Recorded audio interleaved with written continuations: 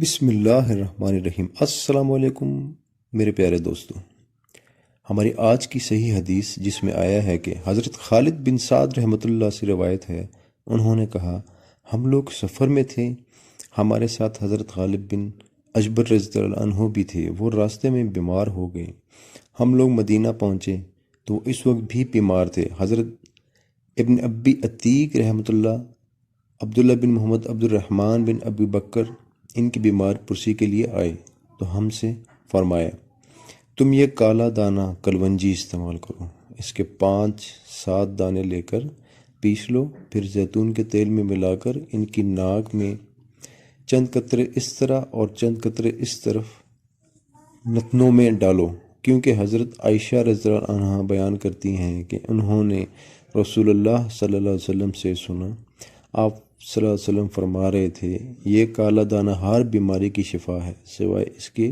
کہ سام ہی مقدر ہو۔ میں نے کہا سام کیا ہے؟ انہوں نے فرمایا موت۔ میرے پیارے دوستو، اس صحیح حدیث سے ہمیں کلونجی کی اہمیت کا پتہ چلا کہ کلونجی کتنی زبردست چیز ہے، ہمیں اس کو روزمرہ کی زندگی میں استعمال کرنا چاہیے۔